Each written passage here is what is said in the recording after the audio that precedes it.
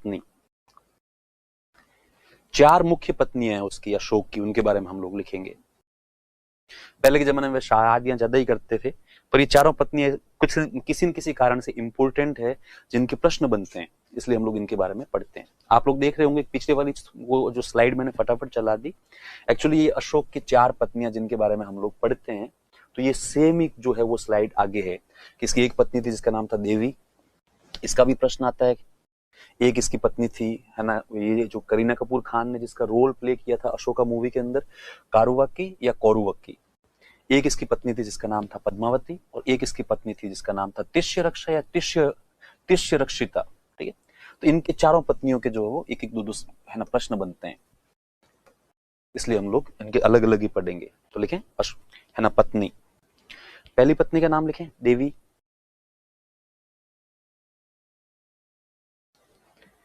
First wife देवी।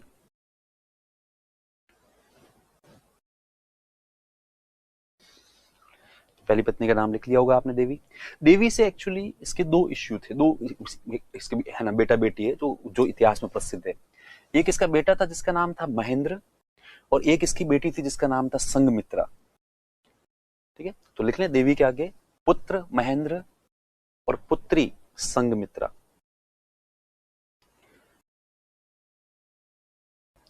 पुत्र महेंद्र और पुत्री संघमित्रा। तो कहते हैं कि है ना घर के अंदर जैसा एटमॉस्फेयर होता है ना, तो वो बच्चों के ऊपर साफ साफ उसका प्रभाव है ना साफ दिखाई देता है। तो अशोक अपने जीवन में आरंभ में भले कितना ही जो है वो है ना चंड अशोक रहा हो या फिर बुरा अशोक रहा हो, हत्यारा रहा हो, लेकिन उसके बाद में कलिंग युद्ध हुआ, और कलिंग युद्ध के बाद में इसका हृदय परिवर्तन हो गया। हृदय परिवर्तन होने के बाद में इसने बौद्ध धर्म को स्वीकार कर लिया, तो अब ये बौद्ध बन गया था। जब इसने बौद्ध धर्म को स्वीकार किया तो इसके पास में अक्सर जो है वो बौद्ध भिक्षु वगैरह रहते थे, क्योंकि इसने अपने पैलेस के पास में कुछ विहार, विहार का मतलब होता है मोनेस्ट्री, बाद में लिखेंगे अपन इसके बारे में, तो इसने कुछ विहार बनवाए थे। उन विहारों के अंदर बड़ी मात्रा के अंदर जो है वो बुद्धिस्ट मॉन्क्स रहते थे सारे के सारे। तो वो अशोक हमेशा फ्री टाइम में या तो वहां पे जाके उनको विजिट करता था, या फिर कोई न कोई जो है वो बहुत भिक्षु घूमता घामता इसके दरबार में आता था, और वो फिर बैठ के केवल शांति की बातें करते थे। अशोक जो था वो भी जो चैंटिंग लगातार मंत्र होते हैं उनका उच्चारण करता रहता था, तो वो धीरे धीरे उसको यूं मानसिक रूप से यूं शांति मिलती थी अशोक को। अब जब ये सब अशोक बहुत ज्यादा है ना ये जो क्या है ना पूजा पाठ भक्ति में इन्वॉल्व है, तो इसका प्रभाव उसके बच्चों के ऊपर भी आएगा। अभी भी अपन देखते हैं समाज के अंदर कि जिस घर में दादा दादी या फिर पेरेंट्स सच्चे मन से भक्ति भाव करते हैं, तो वो बच्चों के ऊपर प्रभाव आता ही आता है, साफ रूप से आता है। पर समस्या क्या है, आप में से कुछ लोग कहेंगे कि नहीं सर, ये तुम कोई है ना हमारे पड़ोस में है, वो कोई दादा दादी है, वो तो बिल्कुल सच्चे मन से ही, और नहीं सॉरी वो तो भक्ति करते रहते हैं, जबकि उनके बच्चों के ऊपर तो उसका प्रभाव ही नहीं है। और तो वो एक्चुअली है ना सच्चे मन से आस्था से भक्ति करते ही नहीं है। मैं देखता हूँ बहुत सारे डोकरे और डोकरियां गाँव में या शहरों में कहीं पर भी, वो केवल यूं भक्ति का दिखावा करते रहते हैं। वही माला फेरते रहेंगे, लेकिन उनकी एक आंख हमेशा खुली रहेगी। एक आंख खुली रखने के बाद में वो देखते रहेंगे बहुओं की एक्टिविटी क्या है, बेटों की एक्टिविटी क्या है, और जो पोते पोतियां उनकी एक्टिविटी क्या है। तो ये माला फेरते फिरते राम राम राम राम राम राम, और बीच में एकदम से वो माला छोड़, अरे यार आज तो रौन मारे घर में आई गटू, और 5 राम राम राम राम राम। फिर वापस थोड़ी देर बाद में अपने बेटे को देखा, निकम्मा कुत्ता कमीना राम राम राम। तो वो एक्चुअली माला नहीं है, वो केवल माला का दिखावा है। माला वो होती है जिसमें आदमी वास्तव में अब वो खुद डिसाइड करता है, मैंने यार खूब कर लिया घर के अंदर, अब मेरे बेटे बेटियां हैं, पोते पोतियां हैं, ये अपने हिसाब से लाइफ जिए, वैसे ही ठीक है।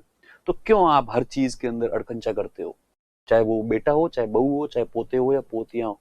तो वो क्या है, बेटे बहू और पोते पोतियां भी देखते रहते हैं कि दादाजी या दादी जी जो है वो माला तो काहे की फेर रहे हैं, यूं ही ठीक है कर रहे हैं, राम राम राम माला घुमाते रहते हैं, बाकी नजरें 24 घंटे चौकन्नी रहती है इधर उधर, कौन कहाँ जा रहा है, कौन कहाँ आ रहा है, कौन कहाँ खा रहा है। तो एक तो भक्ति होती है ये, एक होती है वास्तविक भक्ति, कि आदमी भले ऐसे यूं हाथ में माला लेके बैठे या नहीं बैठे, लेकिन फिर भी जब बैठा होता है ना, तो वो दीन दुनिया से उठा हुआ होता है, उसको पता है जिसको जो करना है वो करे।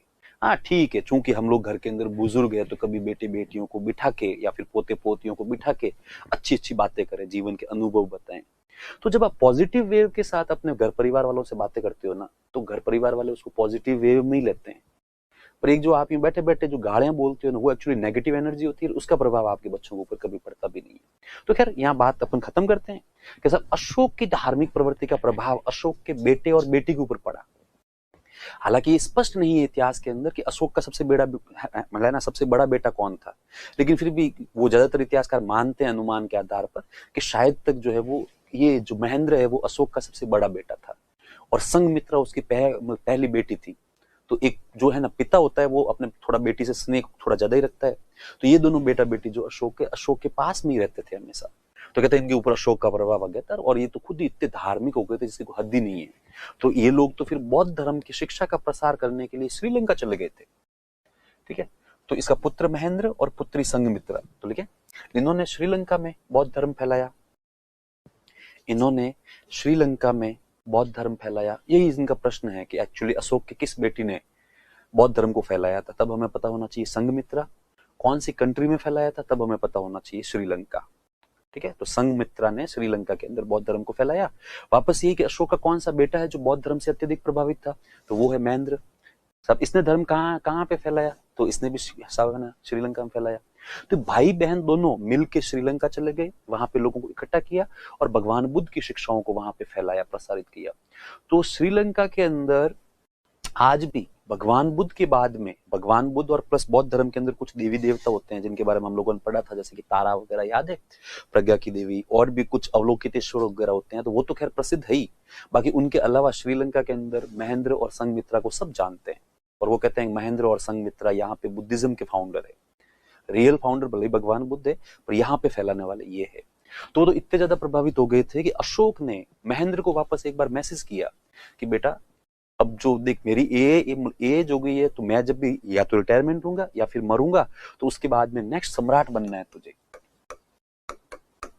तब इस बात में महेंद्र ने रिजेक्ट कर दिया, नहीं मुझे कोई सम्राट नहीं बनना है। आप लोग और ये दुनिया के लोग जिसको सम्राट मानते हैं वो एक्चुअली सम्राट नहीं है, वो केवल दुखों का घर है। वास्तविक सम्राट जो होता है वो होता है एक बौद्ध भिक्षु, ठीक है, या कोई भी भिक्षु, चाहे बौद्ध हो, चाहे जैन हो, चाहे है ना वो सनातन धर्म का, पर वास्तविक भिक्षु होना चाहिए, वो होता है वास्तविक सम्राट। इसलिए इसने जो महेंद्र ने ठुकरा दिया था, है ना, सम्राट बनने से इनकार कर दिया। तो चलो इतनी सी बात है कि इसकी जो पहली पत्नी देवी का पुत्र महेंद्र, पुत्री संघमित्रा, इन्होंने श्रीलंका में बौद्ध धर्म को फैलाया। दे स्प्रेड बुद्धिज्म इन श्रीलंका। उसके बाद लिखे नेक्स्ट कारुवक्की या कौरुवक्की। नेक्स्ट इसकी जो सेकंड नंबर वाइफ है उसका नाम लिखे कारुवक्की या कौरुवक्की। इस कारुवक्की या कौरुवक्की का एक पुत्र था, उसका नाम था तीवर। ठीक है, इसका एक बेटा हुआ था तीवर।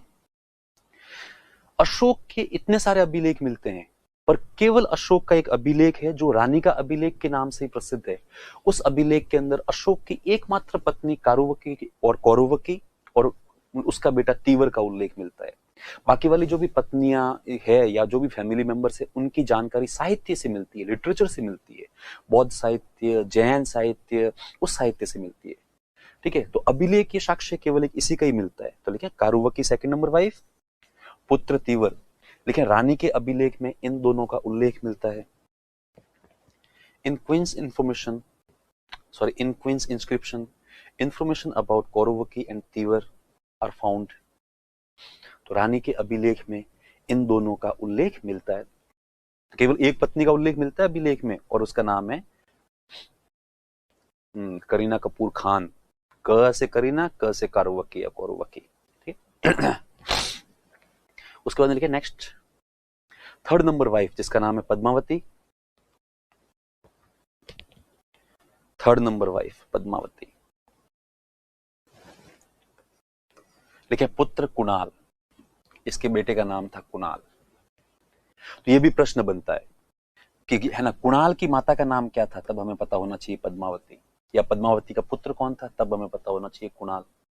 अब जब इसके इतने सारे पुत्र थे तो फिर ये कुणाल ही इतना इंपॉर्टेंट क्यों है? तो कुणाल कुछ कारणों से इंपॉर्टेंट है। ठीक है, अब ये क्यों था इंपॉर्टेंट अभी अपन देखेंगे। लिखें फोर्थ वाइफ का नाम तिष्यरक्षा या तिष्यरक्षिता।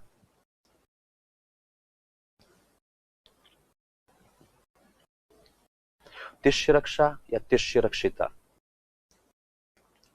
तो लिखें तिष्यरक्षा। इसने कुणाल की आंखें फुड़वा दी थी। इसने कुणाल की आंखें फुड़वा दी थी।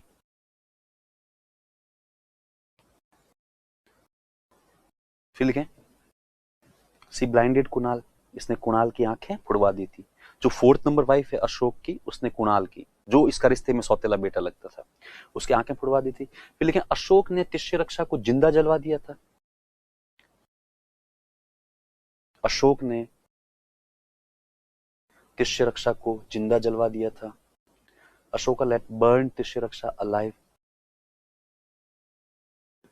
अशोका लेट बर्न तिष्य रक्षा अलाइव। ये जो कुणाल की तिष्य रक्षा की कहानी है, ये ऑलरेडी बहुत ज्यादा प्रसिद्ध है। आप में से बहुत सारे लोगों की सुनी हुई भी होगी, कुछ लोग होते हैं जिनकी सुनी हुई नहीं होती है। मैं कभी भी देखता हूँ, जब भी ऐसी कहानियां जो ऑफलाइन हो या ऑनलाइन क्लास हो, ऐसा स्किप करते हैं। कुछ स्टूडेंट्स बाद में कहते हैं, सर प्लीज हमें भी बता दो, हमें इसके बारे में पता नहीं था। तो एकदम जब अपनी नेक्स्ट ऑनलाइन क्लास होगी तो उसके अंदर और सॉरी जब भी लाइव क्लास होगी तो आप लोग बताना कि आप में से किस किस को पहले से इनके बारे में पता था और किस किस को नहीं था। उसके आधार पर अपन डिसाइड करेंगे कि हिस्ट्री के अंदर आपको कितनी बातें पता है। ये वैसे कहानी नहीं है, एक इंसिडेंट है। इसको कहानी कहना थोड़ा गलत होगा।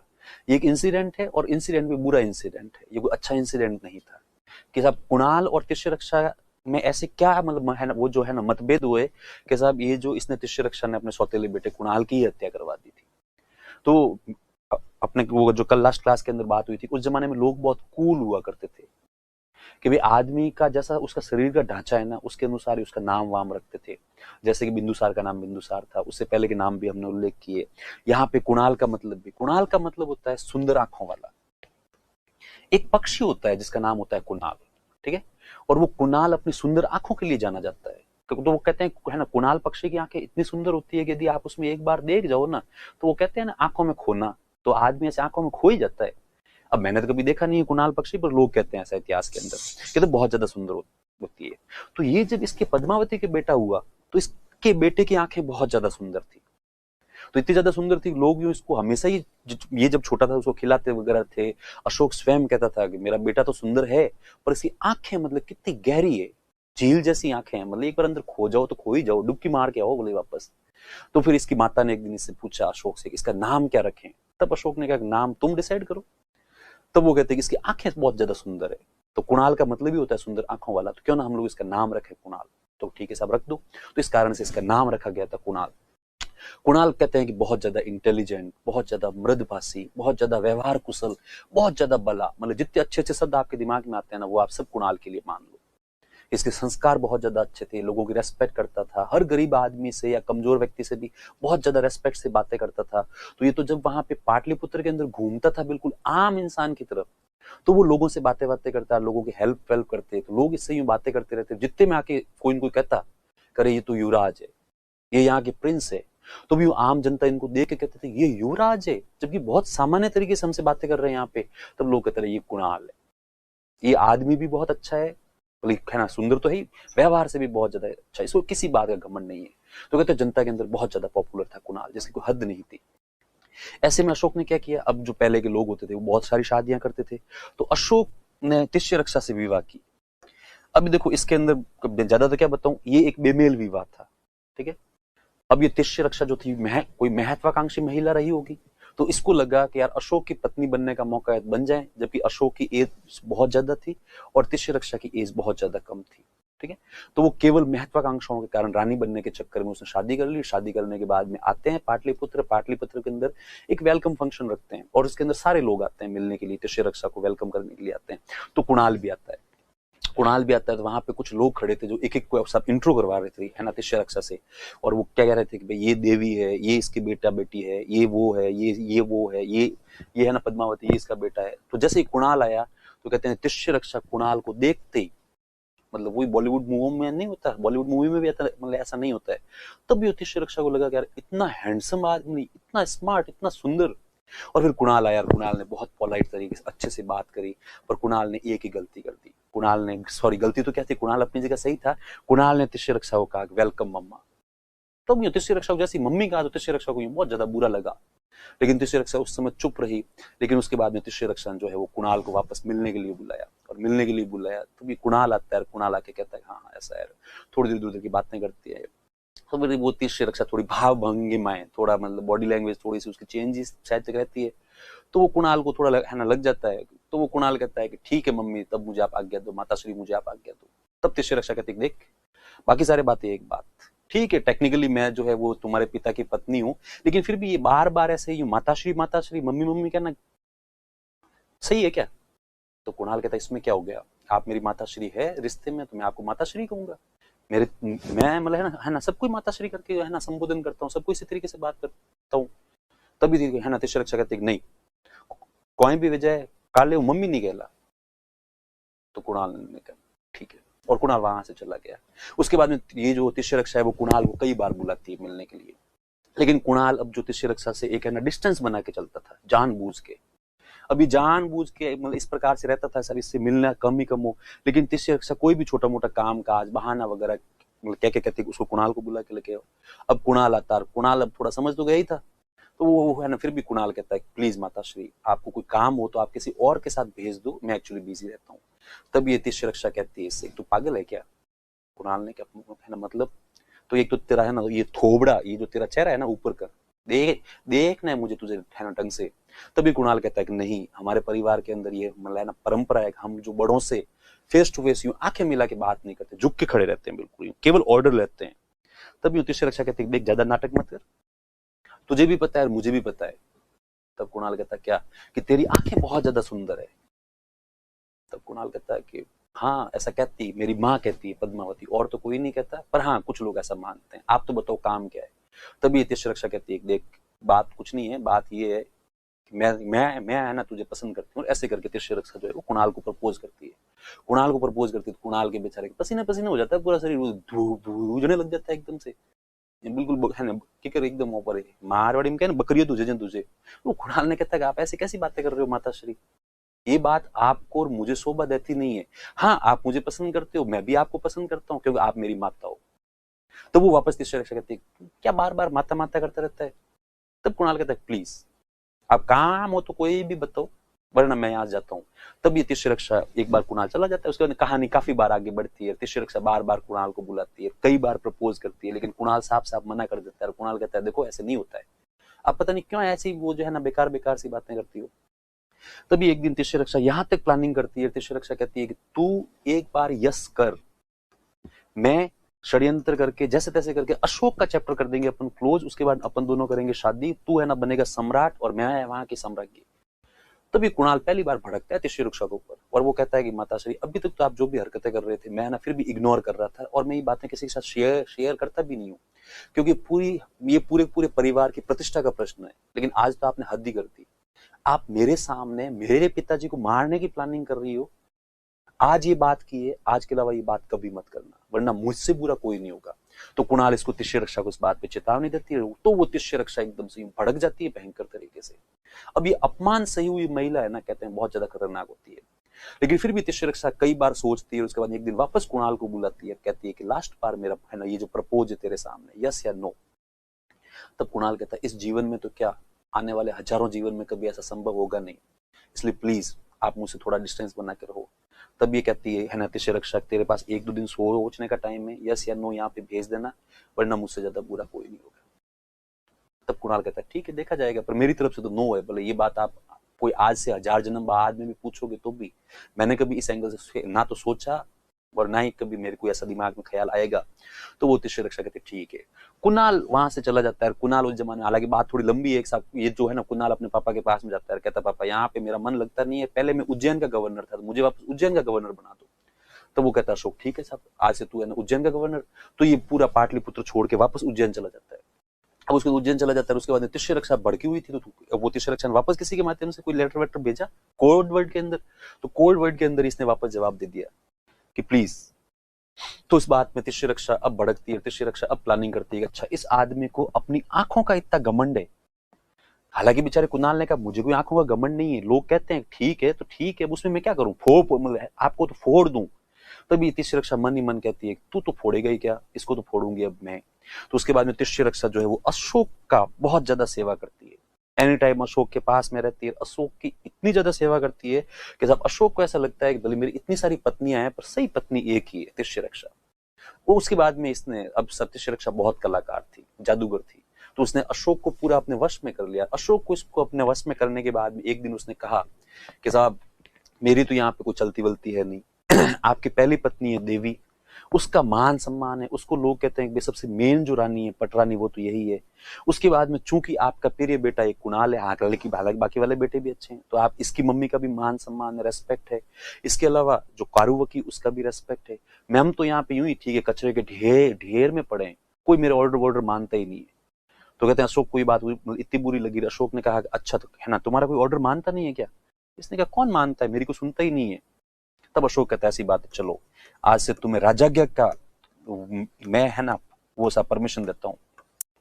राजाज्ञा की मतलब ये था कि दंड के साथ में एक ऑर्डर जाता था, अर्थात कि जिस प्रकार से अशोक के ऑर्डर्स को इंस्टेंटली फॉलो करते थे, वैसे इसने एक लेटर बना के दिया और अपने दरबार में सबको बताया कि जिस प्रकार से तुम लोग मेरे ऑर्डर को फॉलो करते हो, वैसे इसके ऑर्डर को भी फॉलो करोगे।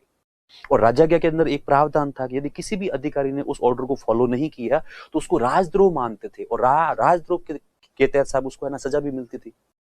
तभी ये जैसे तिष्य रक्षा को राजाज्ञा का ऑर्डर मिलता है, तभी ये तिष्य रक्षा अपने किसी दूत को भेजती है, ठीक है, उज्जैन भेजती है, कहती है कि साहब वहां पे तक्षशिला के अंदर कोई है ना विद्रोह हुआ है, इसलिए तू जा वहां पे है ना विद्रोह का दमन करने के लिए। तो अब साहब ये जो है कुणाल उस ऑर्डर को फॉलो करता है, ये पहुंचता है वहां पे तक्षशिला। लेकिन इतने में तक्षशिला के अंदर जितने भी जो अमीर थे उस जमाने के, सॉरी अमीर क्या, जितने भी मंत्री थे, अमात्य थे, उनके पास में ऑर्डर पहुंचते हैं कि जब ये यहाँ पे आए कुणाल तो उसकी आंखें फोड़ देना, और ये राजाज्ञा है। और वो कहती है, मन ही मन सोचती है इसको अपनी आंखों का इतना घमंड है तो अब इसको फुड़वाई देंगे। तो कहते हैं ये कुणाल बेचारा वहां पहुंचता है तक्षशिला पहुंचता है, तो अधिकारी अमात्य इसका बहुत ज्यादा सम्मान करते थे। लेकिन राजाज्ञा को फॉलो नहीं करना राजद्रोह है अपने आप में, ठीक है, कि साहब आप बिल्कुल रेबल पे आ गए हो। फिर भी बेचारे अमात्य को समझ में नहीं आया, तो वो कुणाल जाके खड़ा हुआ और कुणाल ने कहा तुम लोगों की बॉडी लैंग्वेज देख लेके, आप लोगों की बॉडी लैंग्वेज देख के ऐसा लग रहा है कुछ गड़बड़ है, ज्यादा गड़बड़ है क्या, विद्रोह ज्यादा बड़ा है। तो वो एक कोई अमात्य का मतलब होता है मिनिस्टर, है ना, एक कोई अमात्य कहता है कि सर वो विद्रोह वाली बात तो छोटी मोटी है, उसको तो हम भी दबा देंगे, प्रॉब्लम यहाँ पे दूसरी है। तभी कुणाल कहता है क्या है प्रॉब्लम बताओ। कि साहब वहां से पाटलिपुत्र से ऑर्डर आया है। तो कहते क्या है ऑर्डर, कि आपकी आंखें फोड़ने का ऑर्डर है। कुणाल कहता है मेरी आंखें फोड़ने का ऑर्डर क्यों?